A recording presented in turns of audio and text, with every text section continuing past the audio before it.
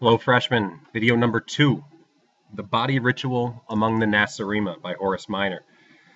We're going to do a technique called close reading with this. However, it's not going to be maybe what you've been exposed to in the past where we really go through our vocab, as a lot of these vocab words you'll need to understand the reading more than understand our curriculum. If you haven't done close reading before, the directions in this reading are going to be. As I read through this, and you also have a copy in front of you, I would like for you to circle any of the words that you do not know the meaning to. Again, circle any of the words you do not know the meaning to.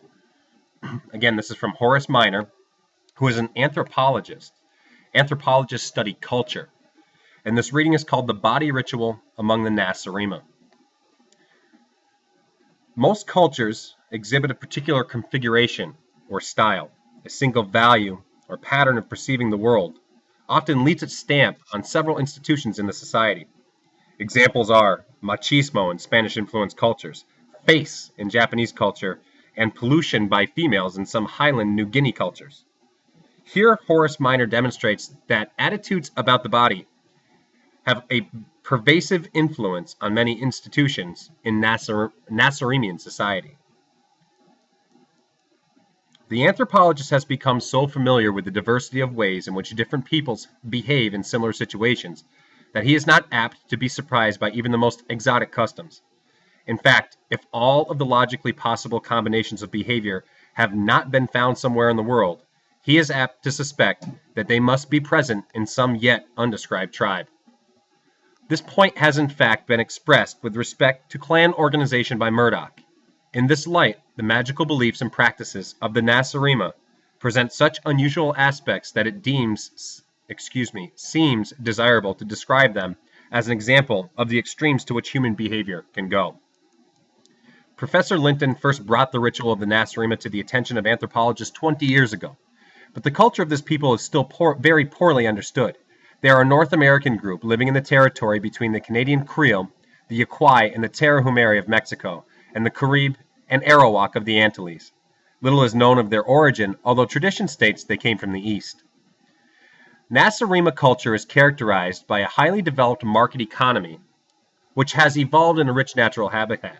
While much of the people's time is devoted to economic pursuits, a large part of the fruits of these labors and a considerable portion of the day are spent in ritual activity. The focus of this activity is the human body, the appearance and health of which loom as dominant concern in the ethos of the people.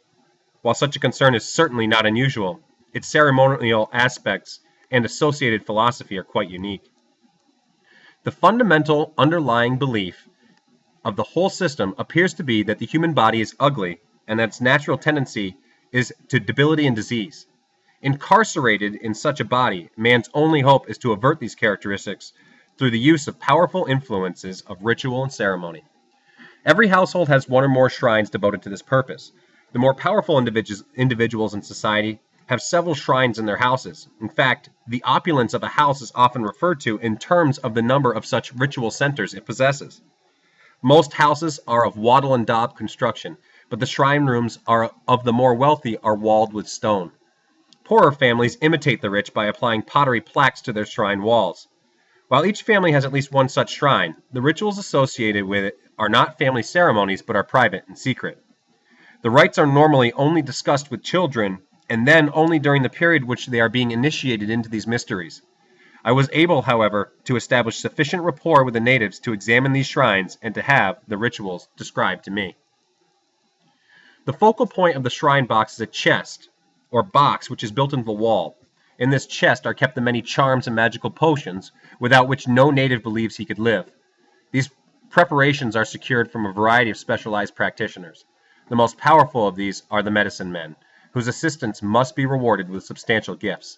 However, the medicine men do not provide the curative potions for their client, but decide what ingredients should be, and then write them down in an ancient and secret language. This writing is understood only by the medicine men and the herbalists, for who, yet another gift, provide the required charm.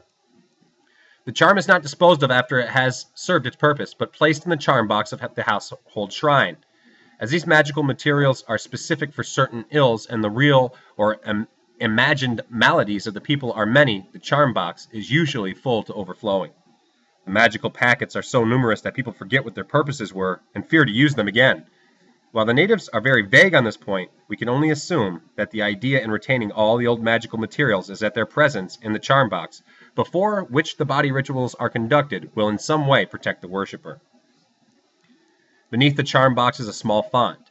Each day, every member of the family in succession enters the shrine room, bows his head before the charm box, mingles different sorts of holy water in the font, and proceeds with a brief rite of ablution. The holy waters are secured from the water temple of the community, where the priests conduct elaborate ceremonies to make the liquid ritually pure. At this point, we are going to stop. We will pick up the rest in class, but I do want you to get a start, and again, you are circling the words that you do not know the meaning to in that part of the passage.